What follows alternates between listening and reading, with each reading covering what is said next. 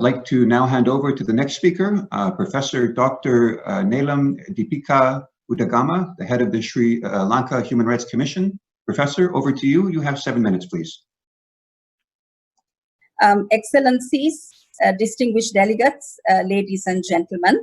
First of all, I wish to thank UNDP for this opportunity and congratulate you on your the annual meeting today. I think the theme is absolutely topical, and it's really a pleasure to be a part of it and to be able to share a few thoughts and ideas.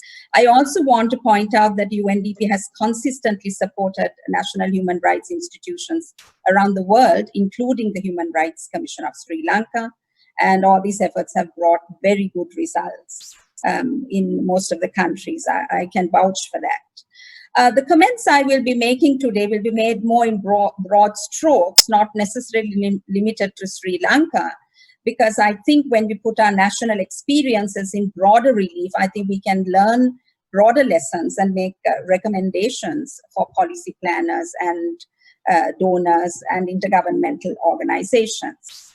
So as all of us would agree, the COVID-19 pandemic opened up a unique opportunity to us, the silver lining in a very dark cloud, to take a meaningful pause from the strange and destructive lives we were leading, destroying quite a lot on our path, the environment, and harming ourselves and other species, and to reflect on necessary course correction.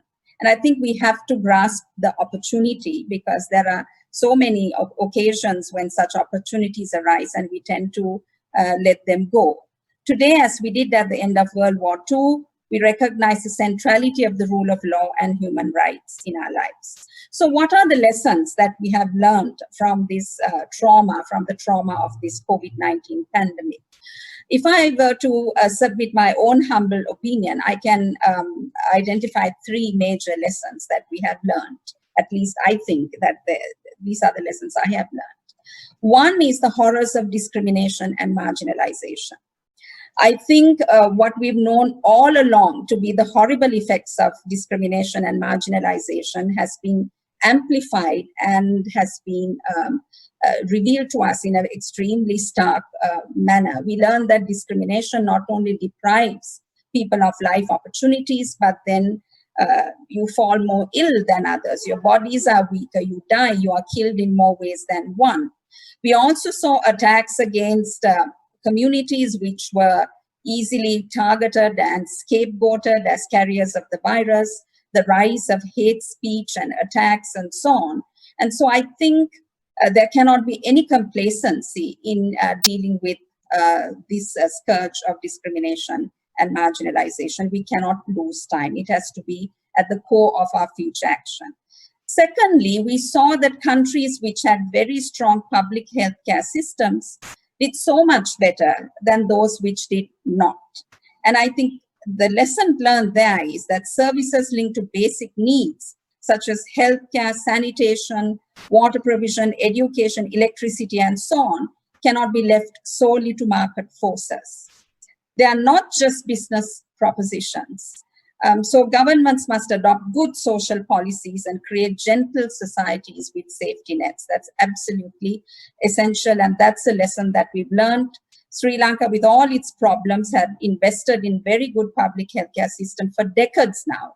And I think it's as a result of that we have done quite well during the pandemic. The death rate has been very low and so on. The third is that nature is supreme. We cannot delude ourselves into thinking that we can mock and tinker around with our natural environment and hope to live healthy and fulfilling lives. I think we must be humble enough to recognize that this must be a golden thread that runs through all our efforts. So then how do we change things? What is course correction? That is where the forging of new social contracts it's of the essence. In the recent past, we saw strange social contracts being forged, interestingly through free and fair elections and popular participation. Some of the social contracts were supremacist and exclusivist. Some diluted the rule of law and human rights. Yet others asked for national security types of states. So you find this contradiction of using democratic methods to defeat democratic ideals. And so a new model of a social contract is needed to fashion an ideal normal and not to go with the new normal as a given. I think we need to start talking about an ideal normal.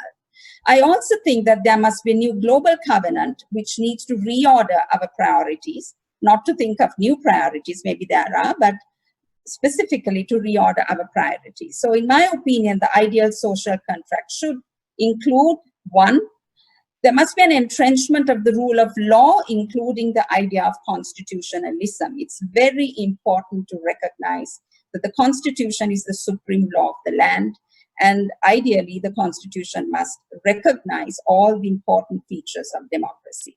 There must be a respect for the rule of law in the sense of checks and balances, respect for independent institutions, and indeed access to justice on the part of particularly the marginalized and so on, and systems simplified, including the promotion of alternative dispute resolution methods.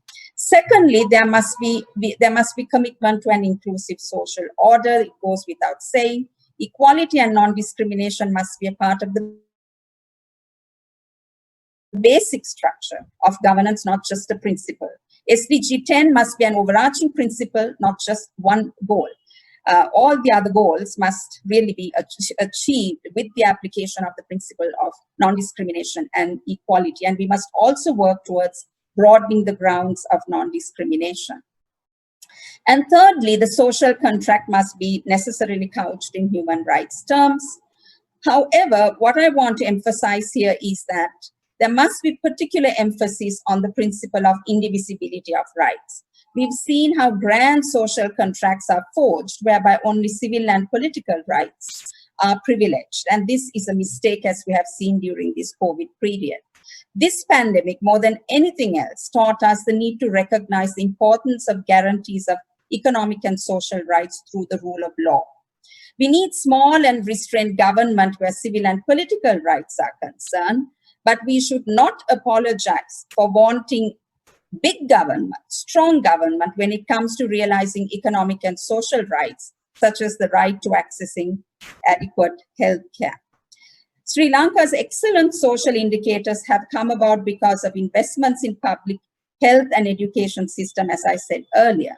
However, there is still a reluctance on the part of some influential thinkers to look at these systems from a rights perspective. There is reluctance to include economic and social rights guarantees in the Constitution, and there is a sense that welfareism is sufficient. I think that is a major mistake because it doesn't accord with human realities. And finally, last but not least, environment protection must be an overarching principle of the new social contract.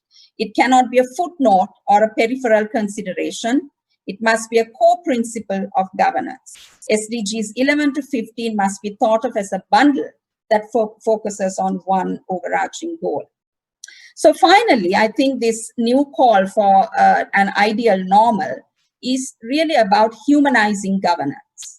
It's about humanizing all spheres of human activity. We must humanize healthcare, we must humanize education, we must humanize labor, etc., etc.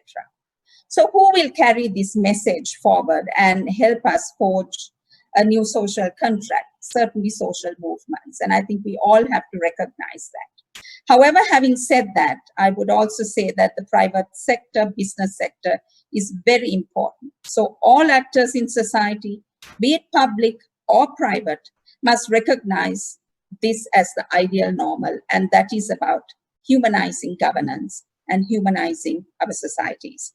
I thank you very, very much and wish for the UNDP very constructive deliberations at this event. Thank you very much.